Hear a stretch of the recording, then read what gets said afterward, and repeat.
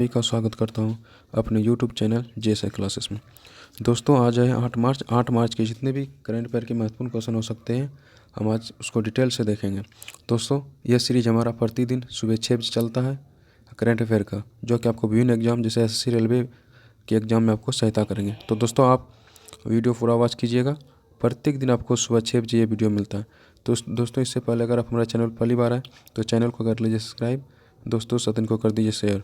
चलिए शुरू करते हैं आज का पहला क्वेश्चन। देखिए आज का पहला आपका जो टॉपिक है वह है कि देखिए पहला टॉपिक कहता है कि कर्नाटक ने 54 वर्ष बाद संतोष ट्रॉफी फुटबॉल जीतने हेतु मेघालय को हराया। किसको हराया?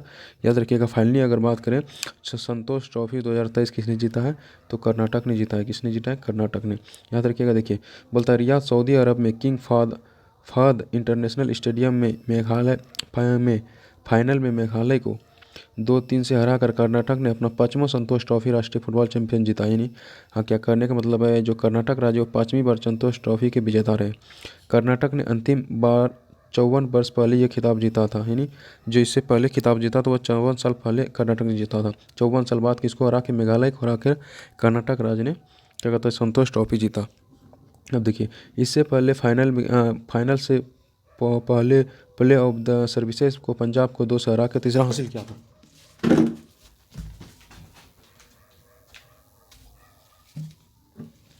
क्या किया था? तीसरा हासिल किया था। अब देखिए सबसे बात करें अगर तो क्या कहते हैं संतोष ट्रॉफी में अगर सबसे सफल टीमें हैं तो वह है पश्चिम बंगाल। कौन है? पश्चिम बंगाल है जो 32 बार कुल खिताब जीती इसका संतोष ट्रॉफी का। संतोष ट्रॉफी का स्थापना अगर की बात करें तो 1941 में हुई थी। कब हुई थी? 1941 में हुई थी। इसका आयोजन अखिल भारतीय फुटबॉल महासंघ हाइफा द्वारा किया गया था। किसके द्वारा? हाइफा द्वारा किया गया था।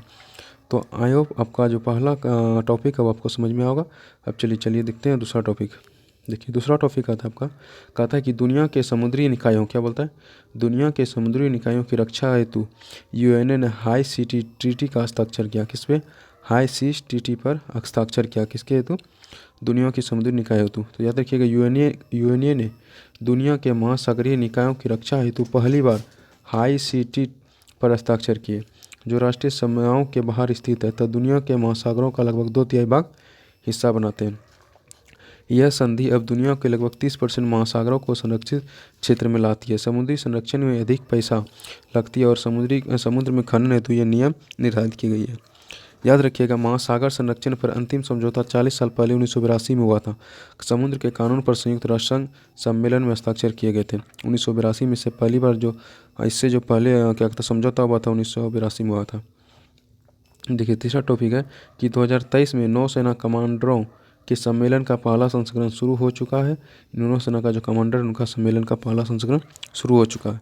याद रखिएगा 2023 नौसेना कमांडरों के सम्मेलन का पहला संस्करण 6 मार्च 2023 को शुरू किया गया। कब होगा? 6 मार्च को शुरू हुआ। देखिए सम्मेलन का पहला चरण गोवा के अरब सागर में भारत के पहले स्वदेशी विमान वाहक INS विक्रांत पर आयोजित किया गया है। किस पे किया गया?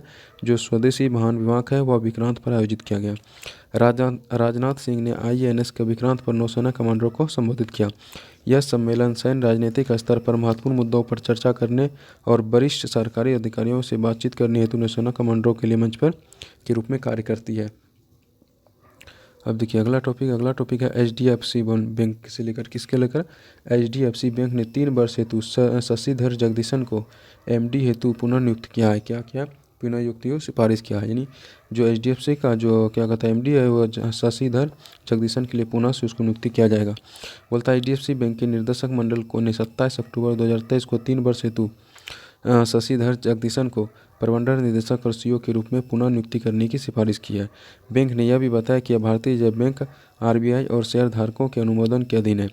अगला बोलता है शशिधर जगदीशन 1996 में बैंक में शामिल हुए और 2008 में उन्होंने मुख्य वित्तीय अधिकारी के रूप में नियुक्ति किया गया, जिसके बाद उन्हें MD और CEO नियुक्ति किया गया है। इसके HDFC बैंक के। अब देखिए अगला यानी टॉपिक है वह है कि भारतीय चुनावी लोकतंत्र सूचकांक 2023 में 188वें स्थान पे कौन सा स्थान हासिल हुआ इसको? भारत को 108वें स्थान भारत चुनावी लोकतंत्र में स्थान पाए। अब देखिए बी डेम डेमोक्रेसी रिपोर्ट 2023 के अनुसार भारत इलेक्टोरल डेमोक्रेटिक इंडेक्स में 118वें स्थान पर रहा। रिपोर्ट के EDI ने भारत की रैंकिंग 2022 में 100वें स्थान से गिराकर इस वर्ष 108 पर आ गई।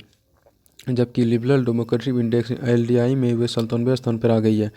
डेनमार्क LDI में 0.89 के उच्चतम व्यापक स्कोर के साथ पहले स्थान पर है। तो इसके बाद स्वीडन और नॉर्वे, स्विट्जरलैंड इस तरह करके है, यानी सबसे पहला स्थान पर अगर बात करें तो डेनमार्क है। भारत के में स्थान पे है, 108वें स्थान पे है। बोलता है LDI में पाकिस्तान 2 पायदान नीचे गिरकर 106वें स्थान पर है और EDI में वो 110वें स्थान पर है, यानी इससे बेहतर पाकिस्तान का बताया गया दोस्तों। ठीक है, अब देखिए छठा टॉपिक आता है कि विश्व बैंक भारत के स्वास्थ्य क्षेत्र का समर्थन करने हेतु 1 बिलियन ऋण डॉलर देगा। बोलता है विश्व बैंक जो है भारत में स्वास्थ्य क्षेत्र का समर्थन करने हेतु 1 बिलियन का डॉलर ऋण देगा। बोलता है विश्व बैंक भारत को अपने स्वास्थ्य ढांचे को मजबूत करने के लिए 1 बिलियन हेतु ऋण प्रदान करेगा। बोलता है ऋण को प्रत्येक 500 मिलियन डॉलर के 2 पूरक ऋणों में विभाजित किया गया है। कितने में? 500 मिलियन डॉलर के रूप में। बैंक में भारत के प्रमुख प्रधानमंत्री बैंक भारत के प्रमुख प्रधानमंत्री आयुष्मान भारत स्वास्थ्य अवसंरचना मिशन PM अभियान का समर्थन करेगा, जिसे अक्टूबर 2021 में लॉन्च किया गया था। 7 राज्यों में जैसे ऋण है 7 राज्यों में जाएगी। पहले देखिए आंध्र प्रदेश, केरल, मेघालय, उड़ीसा, पंजाब, तमिलनाडु और उत्तर प्रदेश में स्वास्थ्य सेवाएं वितरण को प्रथमा देगी सरकार। अब देखिए 7वां टॉपिक आता है कि राष्ट्रपति मुर्मू ने कैच द रेन 2023 अभियान शुरू किया। बहुत इंपॉर्टेंट क्वेश्चन है दोस्तों, अक्सर ऐसे क्वेश्चन पूछे जाते हैं। बोलता है राष्ट्रपति मुर्मू ने कैच द रेन 2023 अभियान शुरू किया। अब देखिए राष्ट्रपति द्रौपदी मुर्मू ने मानसून के मौसम में पानी के संरक्षण को एक जन अभियान में बदलने के प्रयासों के तहत कैच द रेन 2023 लॉन्च किया। आप सभी जानते हैं कि अभी पानी का बहुत दिक्कत होता है। बोलता है 2023 कैंपेन के विषय में sources sustainability of drinking water था। इसका जो थीम रखा गया वह रखा गया source sustainability for drinking water था। राष्ट्रपति ने स्वच्छ भारत मिशन, ग्रामीण जल जीवन मिशन और राष्ट्रीय जल मिशन के तहत 18 पुरस्कार भी प्रदान किए हैं। इन्हें बोलता है ग्रामीण जल जीवन और राष्ट्रीय जल मिशन के तहत 18 पुरस्कार भी प्रदान किए हैं। उन्होंने शीर्षक स्वच्छ सुजल शक्ति के व्यक्ति से केस कहानियों का एक संग्रह भी जारी किया कि इन्होंने राष्ट्रपति ने। अब देखिए 8वां टॉपिक है, कहता है कि 1 अप्रैल से हुडी के बिना सोने के आभूषणों की बिक्री नहीं होगी। बोलता है भारतीय मानक ब्यूरो BIS ने 31 मार्च 2023 के बाद 6 अंकों की अक्षरांकीय हॉलमार्क विशिष्ट पहचान संख्या हुडी के बिना हॉलमार्क वाले सोने के आभूषण को नीचे की कलाकृतियों की बिक्री पर रोक लगा देगी। उद्देश्य कहता है कि उपभोक्ताओं को सुरक्षा करना और हॉलमार्क वाले सोने के आभूषणों को खरीद में उनका विश्वास बढ़ाना। बोलता है यह ट्रेसेबिलिटी सुनिश्चित करेगा और सोने के आभूषणों में गुणवत्ता सुनिश्चित करेगा। 6 अंकों वाली हुडाई 1 जुलाई 2021 को पेश किया गया था। यानी अब बोलता है कि बिना हुडाई के सोने से आभूषण जो है वो बिक्री नहीं हो सकेगा। देखिए 9वां कहता है कि 9वां टॉपिक है आपका कि महिला प्रीमियर लीग। बोलता है महिला प्रीमियर लीग 4 मार्च 2023 को मुंबई में शुरू हुआ। आपको याद होगा दोस्तों, हम अभी जो हमारे देश में चलता था बड़े पैमाने पर IPL हुआ करते थे, जो कि IPL जो कि पुरुषों के हुआ करता था, उसी के दर्ज पर महिला IPL भी शुरू किया गया है। तो देखिए अब की बार 4 मार्च को कब हुआ? 4 मार्च को मुंबई में शुरू हुआ है। अब देखिए पहली बार महिला प्रीमियर लीग WPPL 2009 मुंबई में शुरू किया गया।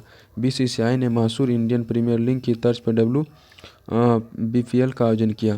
लीग के पहले संस्करण के कुल 5 टीमें भाग ले रही है।